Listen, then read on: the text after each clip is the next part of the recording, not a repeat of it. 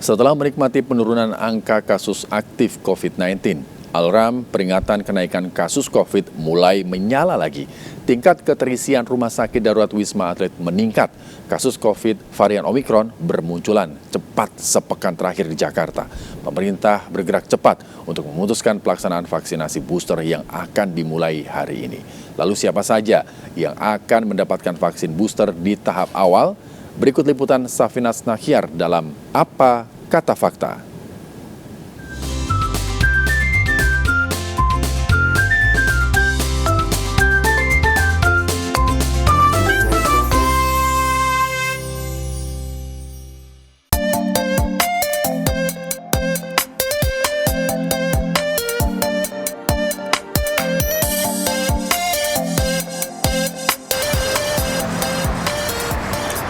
Aduh, mumpung gak ada orang, buka masker ah. Hah, enak banget nafas pagi-pagi ya kan, gak pakai masker.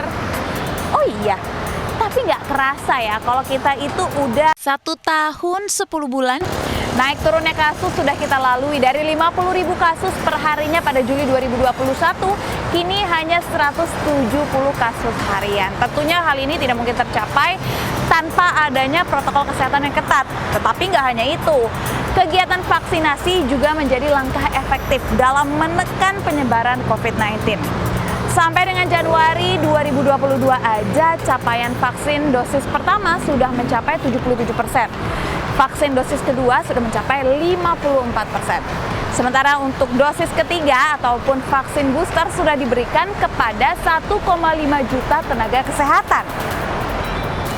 Kalau tenaga kesehatan udah, terus giliran kita kapan? Nah, tenang aja.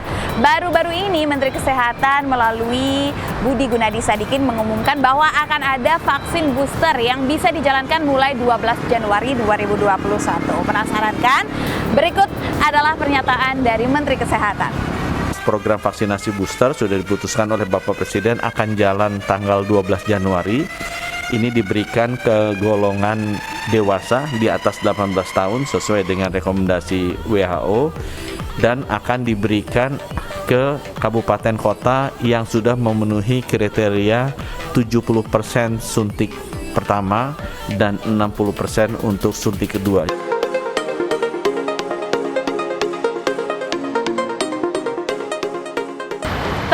Vaksin booster ini mendapatkan lampu hijau dari masyarakat, apalagi di tengah kekhawatiran adanya lonjakan kasus karena ada varian baru Omikron.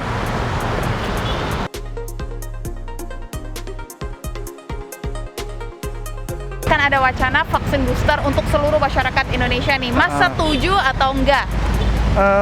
Sebenarnya sih setuju-setuju aja ya untuk adanya vaksin booster ini kan karena mungkin untuk meningkatkan imunitas lagi dari para warga ya. Ya udah pasti setuju sih. Mau ada vaksin booster, menurut Mbak gimana nih? Mbak setuju nggak dengan adanya vaksin booster? Kalau aku sih setuju pastinya. Soalnya karena ada berita tentang Omikron, jadi untuk jadi perlindungan tambahan aja. Perlindungan tambahan. Iya. Kalau untuk gratis ataupun berbayar, Mbak sendiri setujunya ini gratis apa berbayar nih? Gratis.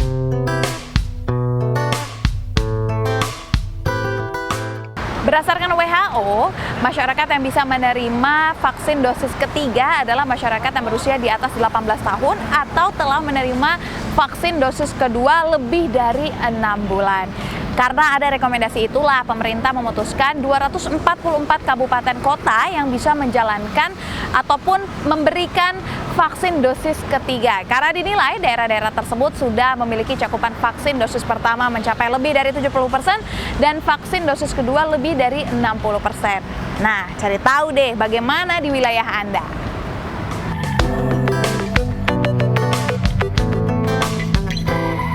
Kepala BPOM telah mengumumkan adanya 5 calon vaksin booster. Di antaranya adalah Pfizer, AstraZeneca, CoronaVac, Sinopharm, dan juga Zivivax.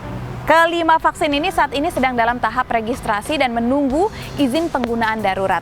Nantinya vaksin-vaksin booster ini akan diberikan dengan homologus atau sama dosis dan jenisnya dengan dosis vaksin pertama dan kedua, ataupun secara heterologus, yaitu berbeda dengan vaksin ataupun dosis pada sebelumnya.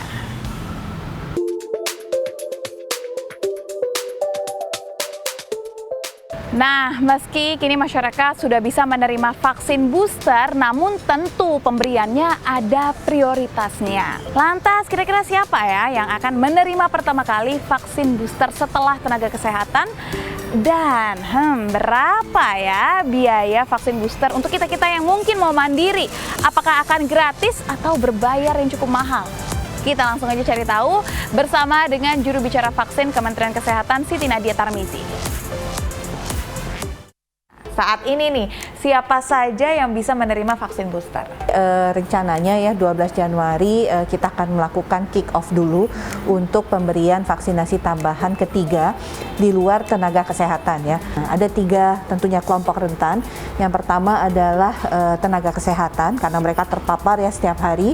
Yang kedua adalah lansia karena lansia itu kan mengalami proses penuaan ya, degeneratif kita bilang. Nah, penuaan itu termasuk juga sel-sel kekebalan tubuhnya, sehingga memang seiring dengan waktu dia akan semakin juga responnya melambat, menua dan sebagainya. Makanya dia perlu dilakukan pemberian dosis ketiga. Nah, yang ketiga adalah orang dengan kelainan imunitas. Apa sih Bu kalau misalkan kita mau mandiri nanti harganya?